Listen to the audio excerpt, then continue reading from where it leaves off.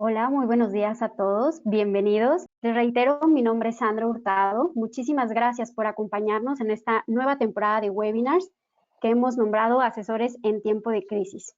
El día de hoy vamos a iniciar con el tema cómo impulsar conductas de alta efectividad en negocios familiares. Y nos acompañan dos expertos, Juan Pablo Martínez y Alejandro Serralde. Los dos son consultores con muchísima experiencia y además en varios países. Han trabajado juntos y son socios, así que se conocen muy bien y promete ser una charla muy amena. Juan Pablo, bienvenido. Alejandro, bienvenido. Sé que tenías muchas ganas de este webinar. Cuéntanos por qué. Muchas gracias, Andy. Pues estamos muy contentos de tener a un Stradivarius como Juan Pablo, con quien llevo trabajando muchísimos años. Y además, bueno, es una persona a la que respeto muchísimo y además, bueno, le tengo un gran aprecio, un gran cariño. A veces cuando me preguntan si tengo un hermano mayor, siempre digo que es Juan Pablo. Así que, Juan Pablo, infinitamente agradecido porque estés con nosotros. Bienvenido a tu casa. Muchísimas gracias por la invitación, Alejandro. Oye, Juan Pablo, pues mira, vamos a iniciar. Te tengo un montón de preguntas. Esto va a parecer eh, una de estas experiencias volando a algún país tú y yo juntos, donde nos sentamos en el mismo asiento y te empiezo a abordar con preguntas infinitas, que yo creo que ya al final hasta te elegías otro asiento en el avión para no sentarte junto a mí, porque a veces parezco niño chiquito, ¿verdad? Pero bueno, aquí te tengo por lo menos una hora, así que voy a aprovechar de hacerte algunas preguntas.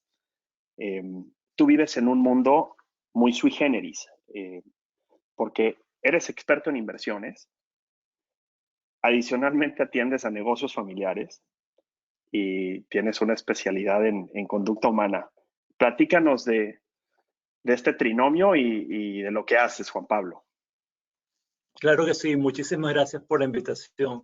Sí, ciertamente yo he terminado, y totalmente culpa mía, eh, dando una serie de servicios que es un poco inusual, porque aunque arranco esta práctica que tenemos hoy en día desde el punto de vista principalmente de asesoría financiera, eventualmente empiezo a visualizar que para nuestros clientes el concepto de valor o de riqueza, dependiendo de cómo lo quieran ver, es mucho más amplio y mucho más extenso que sencillamente si hay más dinero o menos dinero creado en las inversiones líquidas que se tienen, en bancos, en bonos y en acciones. Y empezando a trabajar con empresas familiares y grupos familiares que son nuestros clientes naturales, terminamos indudablemente siempre conversando y discutiendo otros ámbitos de creación de valor. Esos otros ámbitos de creación de valor se han convertido en focos también de la práctica y son obviamente no solamente la parte financiera, sino también la empresa familiar, donde la mayoría de los grupos familiares tiene la mayor parte de su patrimonio. Y eventualmente ha aparecido, para mí obviamente no es algo que existe nuevo, un elemento de patrimonio de riqueza que es sumamente relevante para nuestros clientes. Es el patrimonio emocional que también la familia se lleva. Entonces, al final del día hemos estado trabajando lo que nosotros llamamos el emprendimiento familiar, que no es solamente la empresa. Nosotros en inglés le decimos el family enterprise. Es la combinación de tres cosas: la riqueza financiera a nivel del family office, donde se manejan las inversiones de la familia; la parte de la empresa, donde probablemente la mayoría de los escuchas se mueven; y después la parte de la riqueza familiar, que también la familia se lleva, que a nivel de armonía y coordinación existe dentro de la familia. Y para eso terminamos desarrollando tres tipos de habilidades distintos: manejo de patrimonios, finanzas corporativas y todo lo que tiene que ver con la metodología Reading, que es el desarrollo organizacional en búsqueda de la efectividad. Y en ese ámbito es que nosotros nos movemos con muchísima felicidad, afortunadamente. Qué increíble. Quiere decir que tú no solamente mides la riqueza como tal, la que conocemos como riqueza eh, vinculada al dinero, sino que también buscas que la familia emocionalmente esté bien, porque me imagino que la familia tiene que tomar decisiones sobre las inversiones, entonces tienen que estar de acuerdo y que no se destruya valor. Y adicionalmente, tienes que asegurarte que los generadores de riqueza, que son las inversiones y las empresas, estén orquestadas correctamente para que sigan produciendo esa riqueza. ¿Estoy en lo correcto? Estás en lo correcto y añadiría algo más. La forma como nosotros lo vemos es que el patrimonio emocional y el patrimonio financiero no son separables, no son dos cosas separadas. El mundo en el que vivimos lo mira así y obviamente uno puede tener especialistas en bancos para el tema de inversiones, quizás expertos de desarrollo organizacional en la empresa y quizás algunos otros expertos o psicólogos para manejar la parte de la familia. Pero en la realidad, en la práctica, ambos ámbitos de patrimonio no son separables. Cuando hay una disputa de cómo tomar una decisión de inversión o decidir si la empresa se debe expandir a un país o en otro ámbito de emprendimiento, la discusión que ocurre dentro de la familia, si es mal llevada, conlleva obviamente a lo que es destrucción de valor emocional y viceversa. Si la familia no se lleva bien, familia, dos hermanos que sean socios en un negocio, un padre o un hijo, difícilmente van a lograr sinergias como las que se suelen generar con la metodología Reading en corporaciones y con la consecuente destrucción tanto del valor emocional, porque padre, hijo, hermanos, primos se pelean por falta de una forma concreta de resolver las dinámicas humanas y al mismo tiempo impactan el valor financiero. Son inseparables para nosotros. Qué increíble, Juan Pablo. Mira, una vez me estoy acordando como hace 5 años fuimos a almorzar y me recomendaste un libro que se llama Never Eat Alone. Y me acuerdo que no solamente me lo recomendaste, sino me lo regalaste y adicionalmente me diste seguimiento hasta que lo leyera. En ese libro habla de la importancia que, digamos, en el entorno que tú y yo vivimos, cuando te sientas con un cliente, pues tú sabes, a veces somos muy latinos, muy folclóricos y bueno, nos encanta socializar, pero en ese libro algo que me quedó muy marcado es cómo siempre llegar a una reunión, llámese almuerzo, llámese reunión formal, pero sobre todo los almuerzos, la parte informal, siempre llegar con valor agregado. Y tú has sido ejemplo de eso. O sea, cada vez que me siento contigo a cualquier cosa, casi hasta ver televisión, siempre hay valor agregado de tu parte. Y esa es una filosofía que tiene tu firma. O sea, siempre buscas la manera de contribuir con valor y una persona que se sienta contigo 20 minutos sale o con más claridad o con más inteligencia o con más habilidades, pero eso requiere muchísima preparación. Adicionalmente, tienes algo que es el sueño de cualquier firma de consultoría, que es lo que yo llamo clients for life. O sea, un cliente que empieza contigo, lo tienes para el resto de su vida. Platícanos un poco de eso, cuál ha sido tu magia, cuál ha sido tu twist, platícanos de qué clientes atiendes Saga. Seguro. Nuestros clientes típicamente son empresarios, tienen un negocio, nuevamente, típicamente un negocio familiar que implica que hay miembros de la familia trabajando con él. Y adicionalmente tienen ciertos niveles de patrimonio. Muchas veces nuestros clientes están basados en Latinoamérica. Y el resultado de esa tripla de elementos, un negocio propio que lo absorbe mucho, inversiones que necesita prestarle atención y basados en países donde no necesariamente hay las experticias necesarias, causa que no manejen en forma congruente, en forma integrada y medida, en forma apropiada, su creación de valor. Lo manejan en forma fragmentada. Y muchas veces el negocio en sí es tan importante en términos de los requerimientos de su tiempo que los otros elementos que son importantes para crear valor, ya sea el financiero o emocional, no reciben suficiente atención. Entonces, nosotros típicamente, más que una consultoría, ofrecemos un servicio constante. Nos convertimos, si se quiere, en un departamento outsource, dado a tiempo parcial, para integrar y coordinar esos elementos. Y en esa función ofrecemos las habilidades que con trabajo y también con el apoyo de tu firma y la de tu padre hemos desarrollado para poder aportar conocimiento financiero, conocimiento en manejo de inversiones y después todo este conjunto de herramientas que son necesarias para que una empresa y un grupo familiar pueda crear en todos esos ámbitos y tienen que ver con los temas de conducta humana. Entonces, nuestro interés en conducta humana empieza porque cuando empezamos a trabajar con nuestros clientes, obviamente en la parte financiera inicialmente, en la parte de mercado de capitales, empezamos a tener estas conversaciones con nuestros clientes donde claramente nos dan a entender que, por un lado, aunque los ayudábamos a crear valor financiero, ellos tenían dificultades y eventos de destrucción de valor muy relevantes en la empresa familiar o en la familia. Y muy rápidamente, yo particularmente, nuevamente manejando esta firma, mi interés siempre ha sido ayudar y apoyar a crear valor en todos los ámbitos posibles. Y realmente descubro el valor financiero, no lo puede separar del emocional.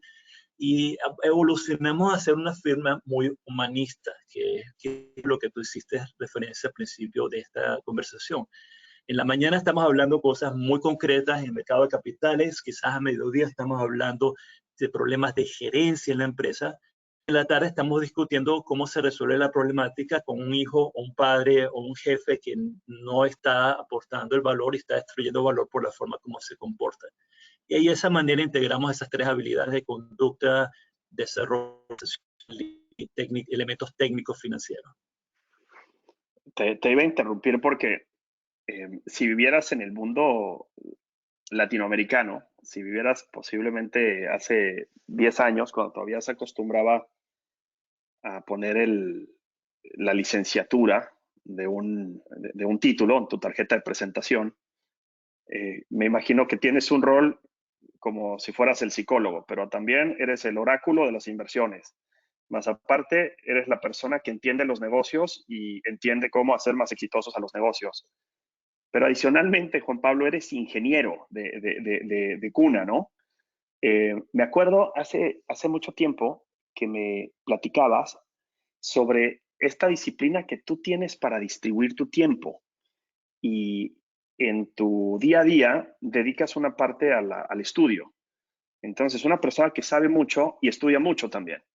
Y no te confías, no te casas con lo mismo y siempre estás refrescándote. En la parte personal, ¿qué le dirías a la audiencia, Juan Pablo? ¿Cómo hacer esa disciplina? Porque de verdad es bien difícil, o sea, leer por disciplina 5 de la mañana todos los días, pero eso hacerlo durante 25 años, ¿cómo le haces? ¿Cómo le has hecho? Pásanos la fórmula. Con gusto y muchas gracias. Pero quizás antes de responder esa pregunta, quisiera hacer un comentario a las personas que están escuchando. Los elementos técnicos quizás que pudiéramos discutir alrededor de la metodología Reading o cualquier técnica de inversión. En realidad, yo primer comentario que le hago a la gente es piensen que estas habilidades en realidad se aplican en el emprendimiento familiar, en el family más básico que existe en la naturaleza, que es el matrimonio.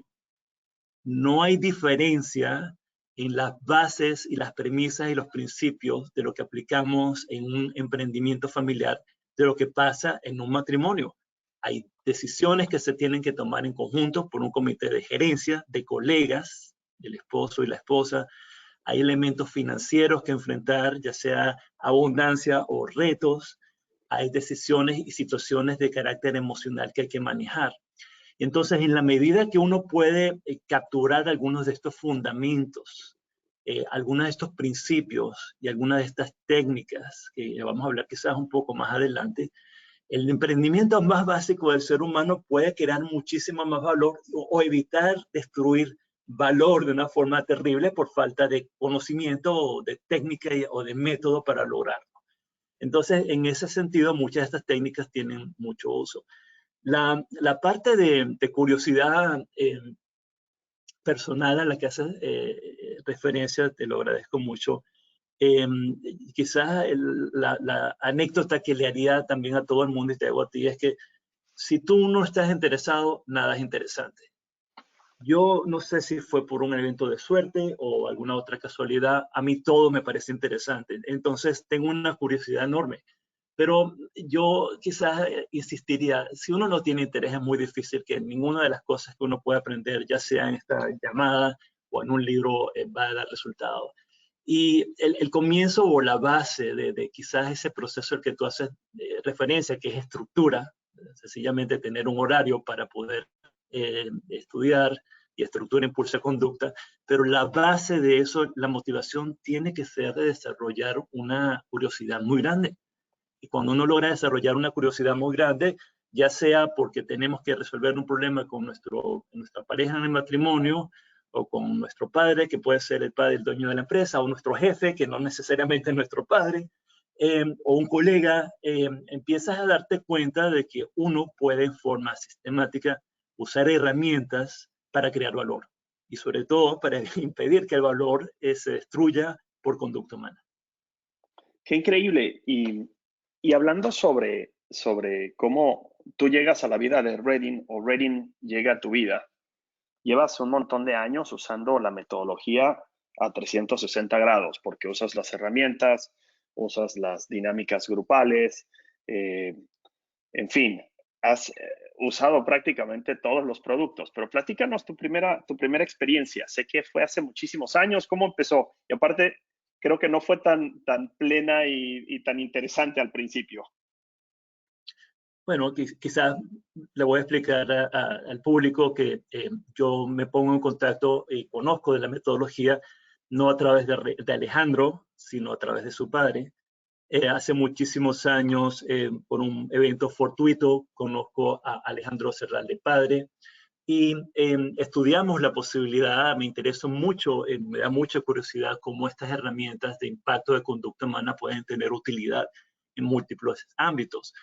Y hicimos un intento hace muchísimos años, más de 2 décadas, de tener algún tipo de relación que desafortunadamente no pudo avanzar por circunstancias personales. Eventualmente, hace unos 18 años, diría yo, probablemente 2002, 2003 quizás, me encuentro en una circunstancia donde puedo retomar contacto con Alejandro Serralde padre, y con un cliente que tenía una dificultad estructural severa en su empresa, realmente una empresa muy mal manejada, un desorden organizacional terrible. Le pido a Alejandro que me ayude y que él haga una intervención. Y el resultado de esa intervención esa particularmente fue tremendamente exitosa. Me pongo en contacto de nuevo con la metodología y en una forma similar a la que describiste en la pregunta anterior, empiezo a estudiar. Alejandro Serralde padre me invita a ir a México a aprender de la metodología, primero y estrictamente por curiosidad académica, pensando que eso me iba a ayudar enormemente. Eventualmente lo logro integrar a la práctica que nosotros tenemos aquí, y eventualmente, tú lo sabes obviamente, tú y yo empezamos a desarrollar algunos proyectos juntos, lo que ha llevado a una relación muy enriquecedora hoy en día. Pensé que ibas a platicar más de tu experiencia en alguno de los programas como participante. Seguramente después podemos hablar de eso. Quizás yo me gustaría añadir algo a los efectos del público, ya sea porque los usen como herramienta dentro de sus empresas, que pueden ser inclusive corporaciones, si no son empresas familiares. La experiencia de aprender en una forma profunda, no superficial, que quizás puede pasar con algunas personas que toman la metodología muy a la ligera, pero la experiencia de poder desarrollar la habilidad de evaluar conducta humana con el marco de referencia que provee la metodología, es probablemente el mejor posgrado que yo he podido tomar en mi vida. Y permíteme, Alejandro, hablar un poco más de eso, porque quisiera que la gente se dé cuenta de lo importante que es eso. Es increíble lo que estás tocando, claro. En nuestras formaciones como profesionales, que seguramente todos los escuchas son profesionales y han ido a carreras técnicas o universitarias o de posgrado, se habla muchísimo de la especialidad técnica que tomamos.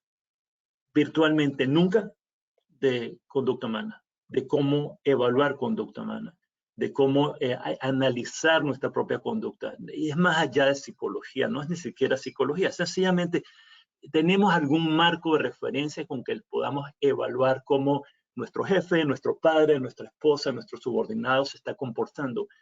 No lo hay, no se enseña. Sí puedo hacer referencia a algunos casos donde hay cursos aislados, materias aisladas sobre liderazgo, donde quizás lo más que uno puede llevarse en forma realmente práctica es, hay estilos de liderazgo variados y es conveniente adaptar el estilo de liderazgo a la situación.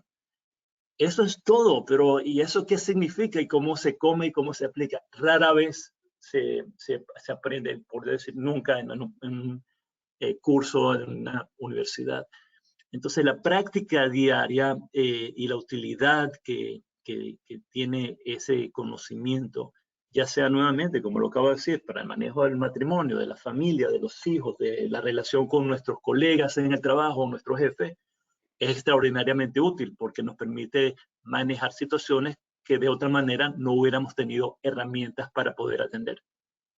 Es increíble lo que has mencionado porque llegaste a un punto que para nosotros es vital, y es que se habla tanto del tema de liderazgo, Juan Pablo, que la gente piensa que simplemente por aprenderte las terminologías, por aprenderte el modelo, cómo se contrasta con otro, y estudiar esto de una manera muy superficial, te lleva, pues ya, a lo mejor a aburrirte un poco del tema. Y a veces no dudo que existan personas que digan, bueno, sí, Redding yo lo conozco, es una metodología que habla de estilos, habla de estructuras, en fin, pero de una manera muy superficial, y tienes 4 estilos, 4 de alta, 4 de baja, etcétera, etcétera. Pero nuestro contenido te ha llevado a ti en lo personal, que eres una persona con unos estímulos impresionantes de curiosidad intelectual.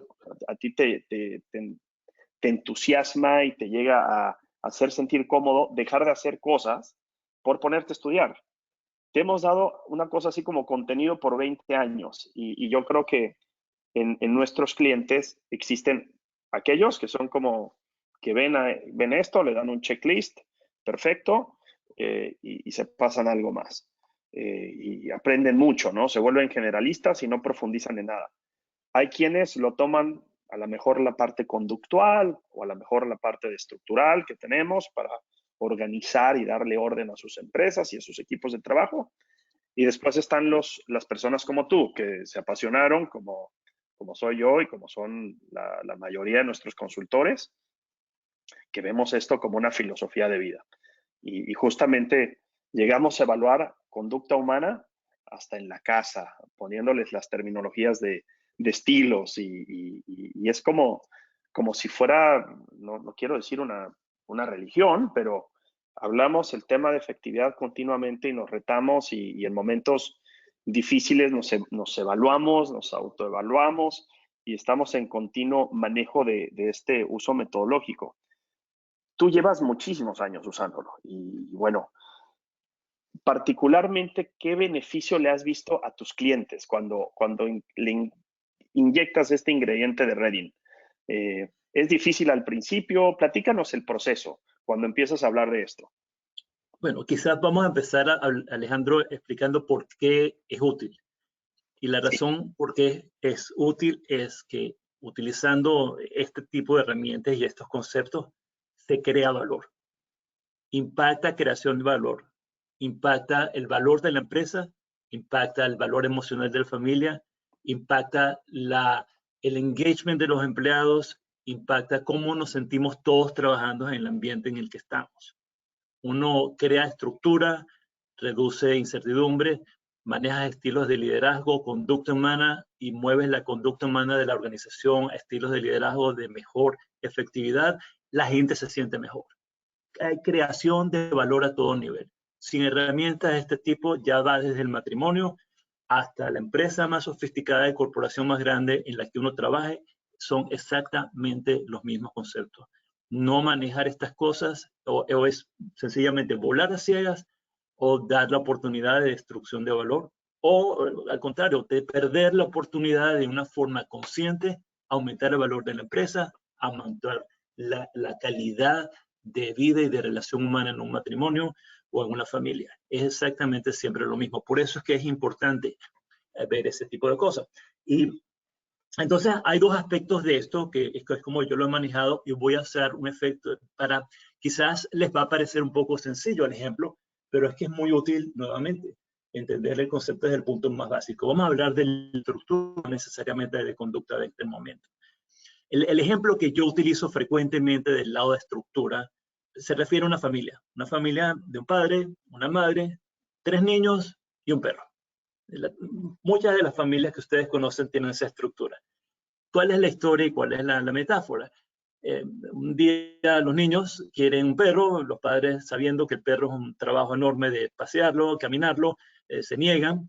Los niños insisten, manipulan, un estilo de influencia para lograr que los padres compren el perro, y los padres ceden normalmente, pero con una supuesta condición. ¿Ok? Pero ustedes sacan el perro a caminar. Y los niños, por supuesto, dicen que sí. El perro llega a la casa y quizás el primer día los 3 salen juntos a pasear el perro, y ya el cuarto día ninguno de los 3 niños quiere sacar el perro. Y empiezan entonces al hijo 1, oye, sácalo tú. No, yo ya lo saqué anoche, le toca al hijo 2. Hijo 2, sácalo. No, yo me siento mal, tengo dolor de cabeza. Hijo 3, yo me tengo que ir al colegio. Total, que los padres terminan sacando el perro.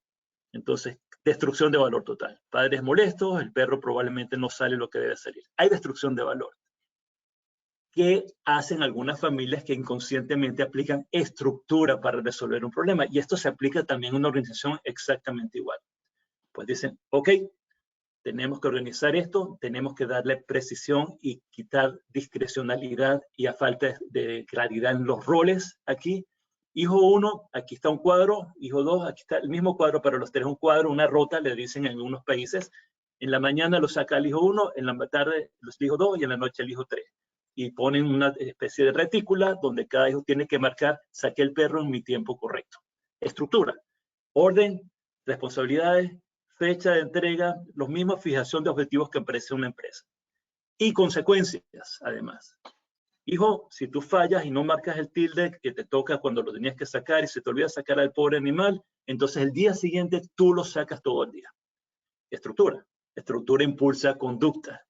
Entonces, ¿qué sucede? Ninguno de los niños quiere sacar el perro 3 veces el mismo día. Ya una vez les está molestando. Pero la claridad en resultados, responsabilidades, autoridad y consecuencias impacta cómo funciona. A partir de ese día se resuelven todos los problemas del perro. Eso es estructura impactando conducta. Le voy a hacer un ejemplo más sofisticado. Quizás, por ejemplo, un comité de gerencia que tiene que tomar una decisión sobre una inversión de expansión de la planta. Decisiones grupales.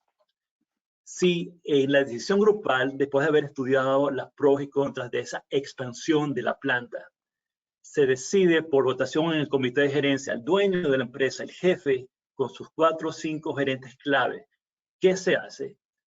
Y si la votación comienza con el jefe diciendo, o el dueño de la empresa diciendo, yo creo que debemos ir a una expansión, ¿qué creen que van a decir todos los 5 empleados, o sea, gerentes que están debajo del jefe? A menos que alguno de ellos tenga una entereza enorme. Estructuralmente están las condiciones para impulsar una conducta. El jefe quiere expandir la planta. ¿Cómo me le voy a oponer? Entonces, ¿cómo se resuelve ese tipo de problemas estructuralmente? Nuevamente, estructura impulsa conducta humana. Un sistema de votación donde un jefe inteligente sabe que su opinión impacta a los demás.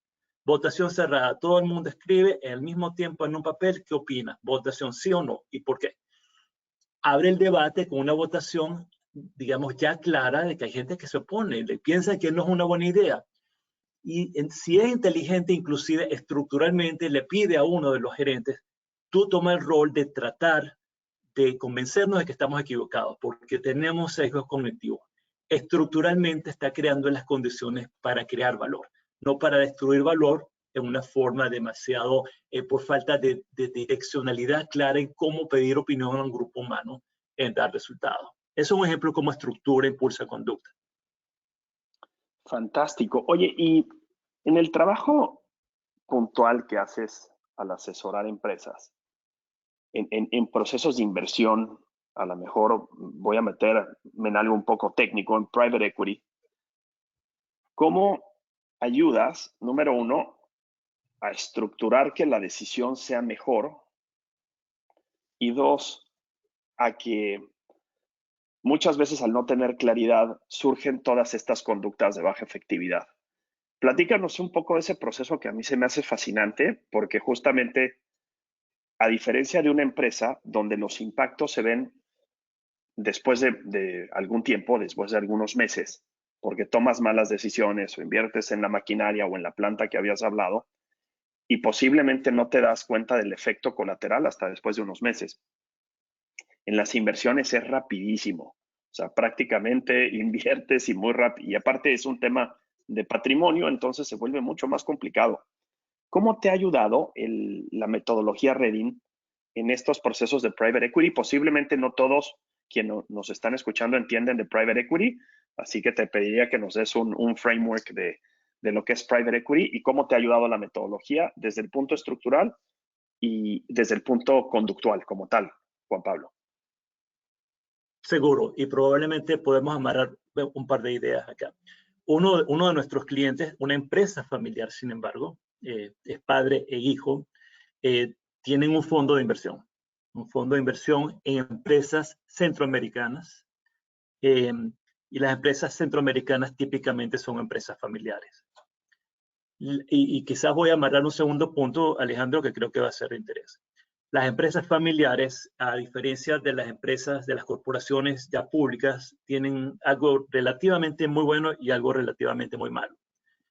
La parte positiva es que los dueños de la empresa realmente están allí.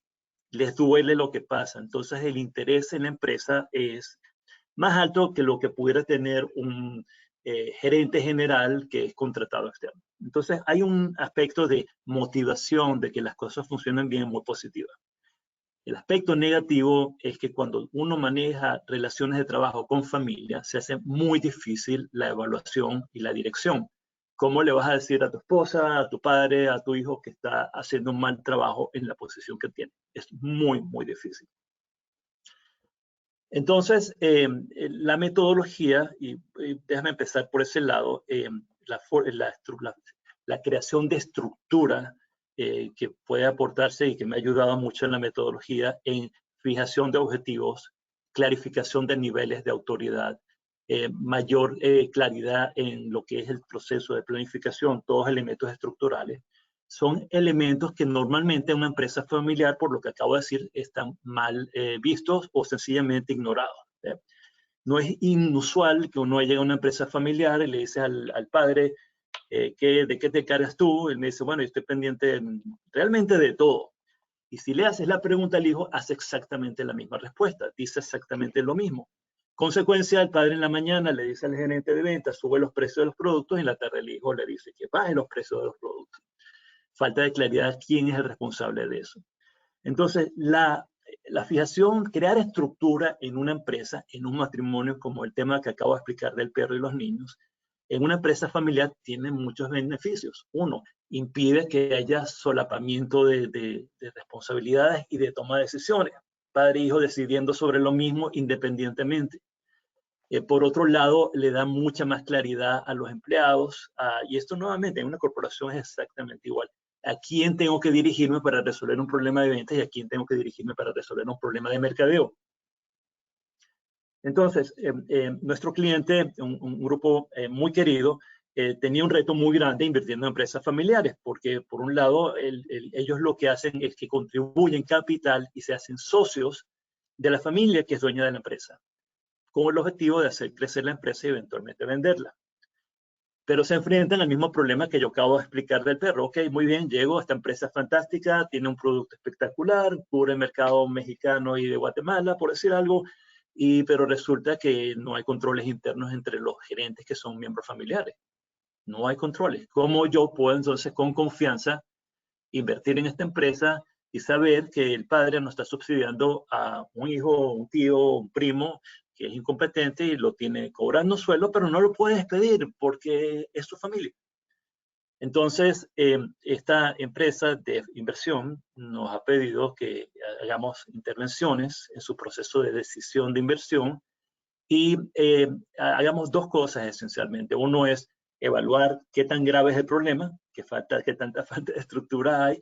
Y segundo, y con ayuda tuya en algunos casos, Alejandro, implementar sistemas de control de manera tal que el inversionista externo, ahora una persona interesada, no miembro familiar, puede evaluar, espera, aquí hay un gerente que no está dando desempeño, sí, lamento mucho que es tu hijo, pero tú podrás entender que ahora yo soy socio contigo y aquí en junta directiva necesitamos decidir qué vamos a hacer con el problema de performance de tu hijo, que de otra manera hubiera sido muy difícil evaluar por falta de herramientas para evaluar o por falta de un método para evaluar.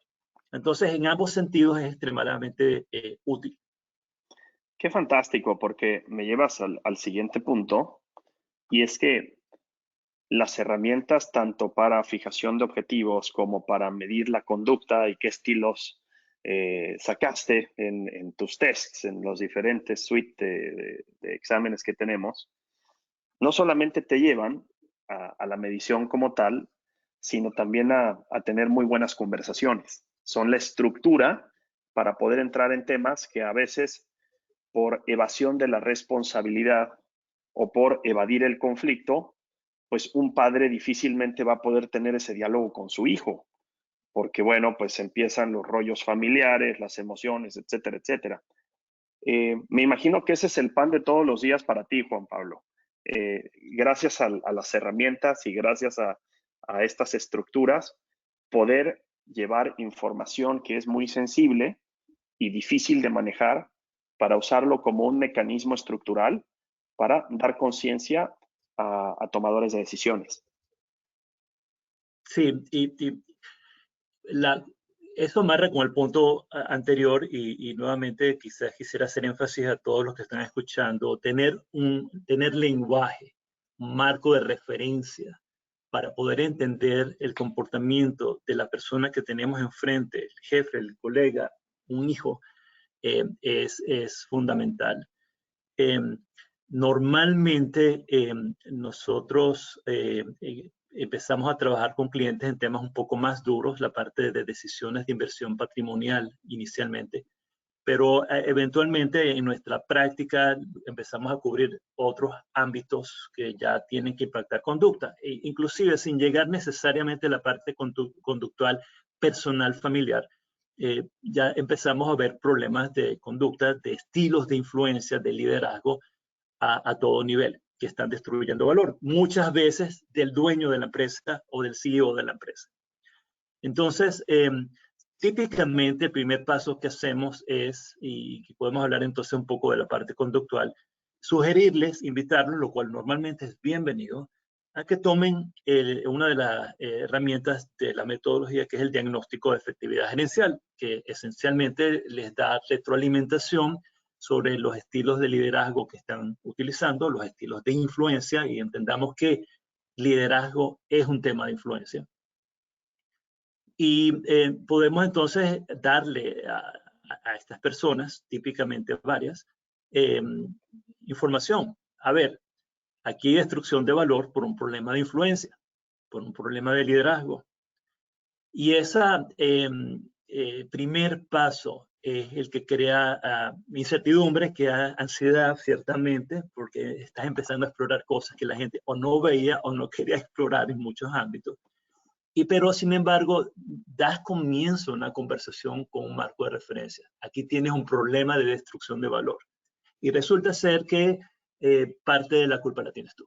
Tienes un problema de liderazgo que tiene un impacto negativo en tu empresa, tiene un liderazgo negativo en tu familia, y estoy hablando de familia dentro del contexto de una empresa familiar o del comité de inversión de una empresa familiar, no necesariamente en la familia en sí, pero es exactamente lo mismo allí.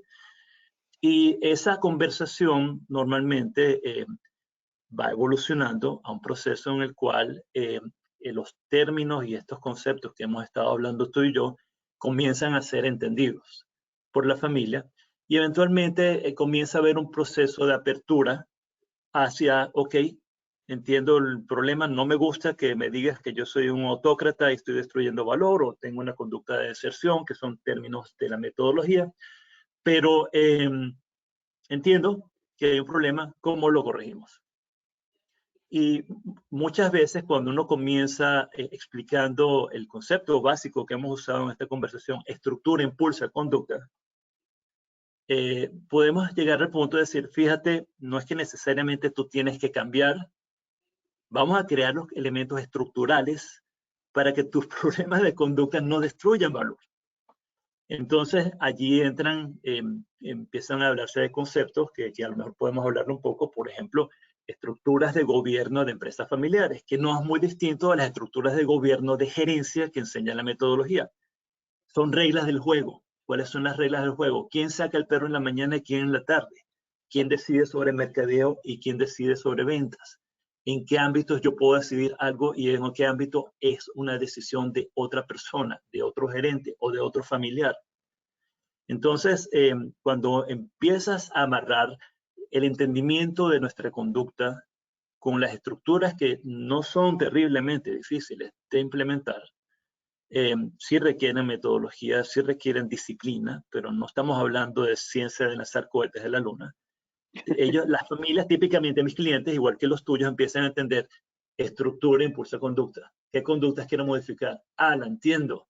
Bueno, no necesariamente yo puedo cambiar fácilmente, pero si las condiciones alrededor mío impiden que mi conducta de baja efectividad surja, y podemos dar un par de ejemplos de eso en un segundo para que no sea abstracto, ¿por qué no implementar los elementos estructurales?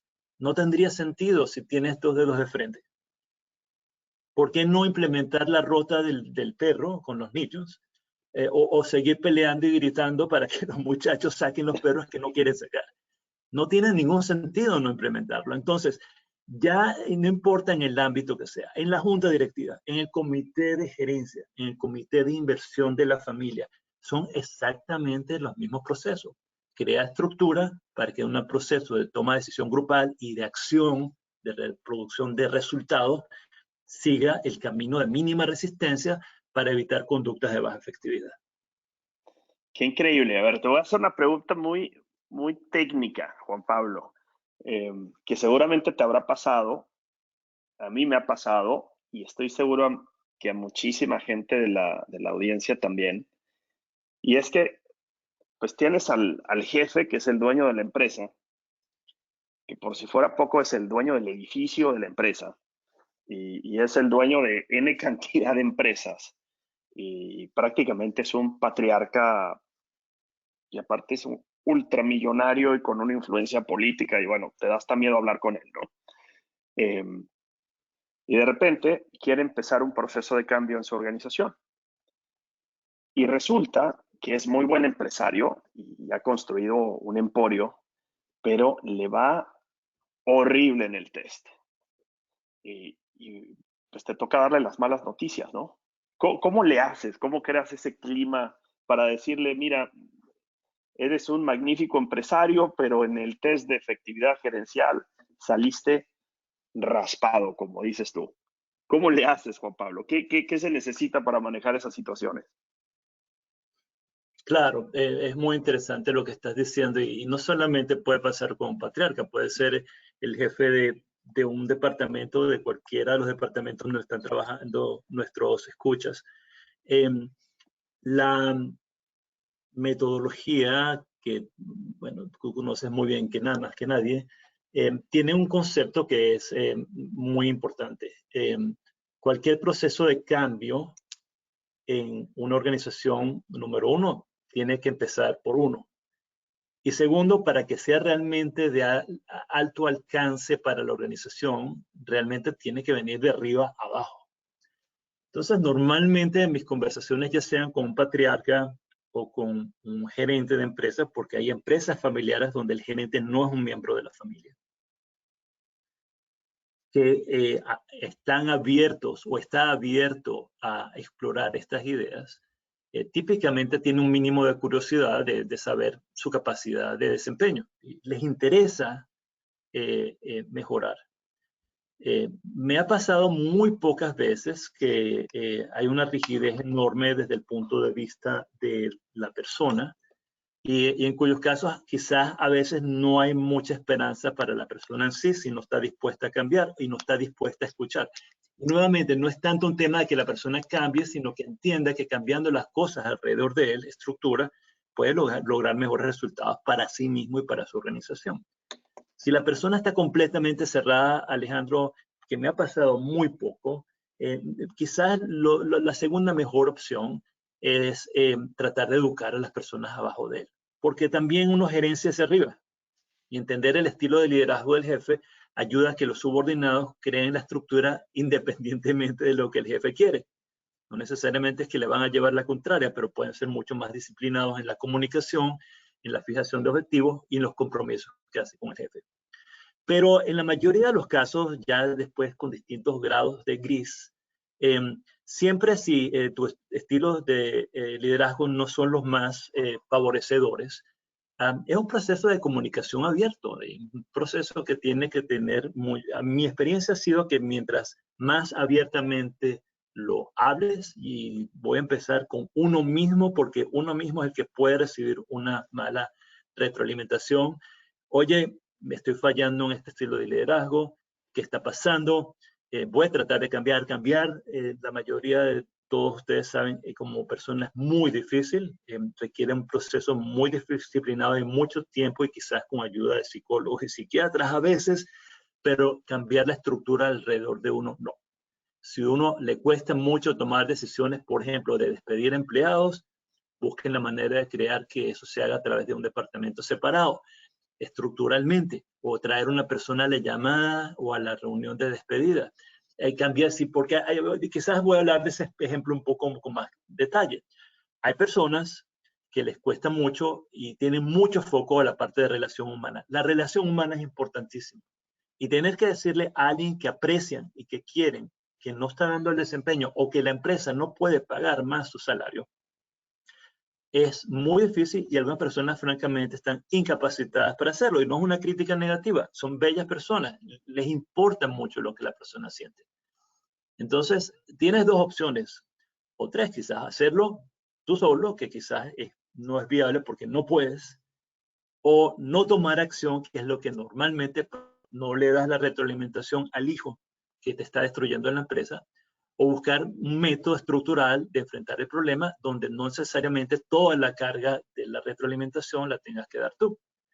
Entonces, quizás puedes traer a otro miembro, pueden traer a Alejandro Serralde y decir, mira, desde el punto de vista de Reading, tú mejor funcionas en otro ámbito, cantidad de cosas que se pueden hacer. Pero es un proceso que tiene que hacerse desde mi perspectiva con mucha apertura y con mucho cariño, honestamente. No es un señalamiento de culpabilidad, porque cada uno de nosotros en gran medida desarrolla estilos de liderazgo que preferimos y somos malos en otros. Ninguno de nosotros es realmente bueno en todos los ámbitos de estilo de liderazgo. Eso es muy difícil. Pero entonces en lo que somos débiles, enfrentémoslo, busquemos la forma estructural de resolverlo. Y en lo que somos fuertes, entonces desarrollemos más esas habilidades. Claro, busquemos el cómo sí. Mira, yo cuando te conocí vi que no soy la única persona así. Yo crecí con esto y para mí lo más normal es utilizar también mi fuente de conocimiento en la casa. Y yo crecí con esto. Mi padre empezó este trabajo en 1974 y para cuando yo nací en el 80, pues en casa se hablaba de estilos, se hablaba habían áreas de efectividad, en fin. Y crecí con esto y creo que pues en ese sentido soy una persona súper rara hasta que te conocí a ti y me di cuenta y me platicas la historia de cómo esto también te ha llevado en tu familia. Platícanos de eso, Juan Pablo, porque así me siento un poco menos el patito raro del zoológico. En mi familia creo que quieres decir en mi matrimonio, ¿no? Sí. Vale. Bueno, es una historia muy personal, pero creo que muchos de ustedes pueden asociarse a la idea. Yo tengo ya poco más de 30 años de casado. Empiezo a conocer de la metodología ya hace 20 y tantos años, la primera vez que empiezo a hacer contacto con Alejandro Serralde. Y la metodología, para los que no lo sepan, da marcos de referencia de cuál es el estilo de liderazgo que cada uno de nosotros tiene por preferencia. Hay quizás dos grandes dimensiones y que tan interesado o qué tan estructurada está tu mente para funcionar en términos de relaciones humanas y en qué manera tu mente está estructurada para, en términos de llevar tareas a cabo. En la metodología les dicen orientación a la tarea. Mi esposa, que afortunadamente hemos tenido un matrimonio espectacular ya de 30 y tantos años, tiene un estilo de liderazgo radicalmente el mío, cosa que yo no sabía hasta que empezó a trabajar con la metodología. Ella, su estilo y su marco de referencia es relacionado. La relación ante todo. Cualquier acción, cualquier decisión, su estilo de influencia va en función de la relación humana, del cariño, de la preocupación por los demás. El mío, sin embargo, es casi que radicalmente distinto al de ella, una orientación muy fuerte hacia la tarea, hacia el resultado, hacia hacer cosas. Y obviamente el desconocimiento de esa diferencia, un poco quizás como para quien haya leído el libro Los hombres son de Marte y las mujeres de Venus, no entender esas diferencias es fatal para la comunicación. Pero es fatal entre un gerente de mercadeo y un gerente de ventas, no es diferente. Y descubro entonces que ella es relacionada, profundamente relacionada, yo soy profundamente orientado a la tarea. Y la forma como lo puedo ilustrar en forma práctica es, mi mente funciona así. Por ejemplo, si quiero jugar tenis, lo primero que me viene a la mente es tenis. Y yo digo, vamos a jugar tenis. Orientación a hacer la tarea. Esposa, si me quieres acompañar, me encanta. Yo te amo, pero estoy enfocado y estoy mirando hacia el juego de tenis, no tanto hacia la relación. La estructura mental de los relacionados, el de mi esposa, por ejemplo, es yo quiero estar contigo, yo te acompaño, y si es a jugar tenis está bien. La relación primero, la tarea de segundo. Para mí es al revés. El entendimiento de esa diferencia fundamental fue como que fue un evento de iluminación para mí extraordinario. Y no solamente eso, porque ella también habla el lenguaje de estilos de liderazgo. Ella entiende mi marco de referencia, mi marco estructural mental. Yo entiendo el de ella. Si ustedes tienen un socio, un colega o un jefe relacionado y ustedes son de estilo dedicado, ellos son enfocados a la relación y ustedes enfocados a la tarea, hablan dos idiomas distintos. Y muchas veces las dificultades de comunicación en las organizaciones, entre otras cosas, obviamente no es el único, es falta de entendimiento de que cómo pensamos en términos de estilo de influencia son distintos. Entonces, eso para nosotros ha sido un generador de valor en el matrimonio enormemente porque ha evitado enormes discusiones por falta de entendimiento del uno del otro. Qué maravilla de historia, Juan Pablo. Más esta combinación de la teoría en algo de la vida real, es fantástico el valor que nos das al contarnos esta historia. Ya casi vamos a terminar, pero te quiero hacer la pregunta que más nos hicieron en el chat. Y creo que es una pregunta muy interesante y que a todos nos causa muchísima curiosidad. Nos la manda Jennifer de Guatemala y nos pregunta, ¿cómo le haces cuando el dueño de una empresa quiere que todo se haga a su manera? Fascinante.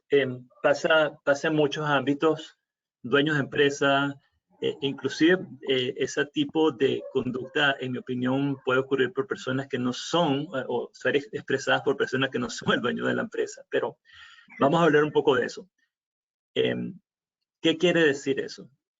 Es una persona que tiene falta de percepción de opcionalidad, formas de hacer las cosas que no necesariamente son las que ellos ven. Y falta de conciencia, diría yo, de entender que cada uno de nosotros tiene sesgos cognitivos. Es decir, uno cree que la solución es de una manera, pero la solución posiblemente puede ser de una manera distinta, quizás una variación de lo que uno propone. Los jefes de empresa, patriarcas o jefes de un departamento que dicen todo lo quiero hacer así y me haces caso y no discutas, que es un estilo de influencia de baja efectividad, una autocracia, son terriblemente destructivos. Son destructivos porque uno no dan espacio a que mejores ideas que tengan las personas alrededor de ese jefe, ya sea la gerente de su empresa, no hubiera sido un esto para tratar de debatir pros y contras de las acciones. Entonces, de conducta es realmente destructivo la creación de valor. Además de que motiva absolutamente a las personas alrededor de ideas buenas nunca van a fluir hacia arriba. El jefe no las quiere. Entonces, dije antes, test de estilos de liderazgo, el diagnóstico de efectividad, en una forma no es subjetivo. No eres tú, Juan Pablo, diciéndome que yo soy así, porque yo no soy así. Nadie puede ver sus propias cosas. Empieza, mira, tú tienes un problema aquí de conducta. Entonces, pasa una forma objetiva, patente la conducta autócrata a ese jefe o a ese colega. Entonces, el test es muy útil para eso. Ahora, de ahí en adelante, si la persona está abierta a decir, aquí tengo una oportunidad de crecimiento o no, ya eso depende de la persona, Sandra. Normalmente uno puede tratar de influir para abrir los ojos de la persona, pero nuevamente hay personas que no están listas para tener retroalimentación en ese sentido. No ha sido la mayoría de mi experiencia, la mayoría de las personas en un grado u otro, siempre más que menos, están abiertos a cambiar y nuevamente más fácil cambiar estructura que conducta propia, pero si no están interesados, probablemente no hay mucho que uno pueda lograr para cambiar. Claro, el cambio es una decisión personal. El cambio es una decisión personal. Lo que quizás para concluir, Sandra, muy rápidamente, sí, claro. Como dije antes, si estos conceptos también fluyen hacia abajo, hacia la estructura, hacia la organización, entonces la organización abajo puede, quizás como un mecanismo de defensa, implementar algunos elementos estructurales que cambien la conducta del jefe o que lo impulsen a que los aspectos más autocráticos se disminuyan. Pero eso ya es una forma muchísimo más ineficiente de tratar de producir cambio. Claro. Bueno, Juan Pablo, muchísimas gracias por tu tiempo y por compartir todo el conocimiento y experiencia que tienes con nosotros. Alejandro, muchísimas gracias por guiar esta conversación y hacerla tan amena. Muchísimas gracias, Juan Pablo. Sandy, muchas gracias. Que estén muy bien y hasta luego.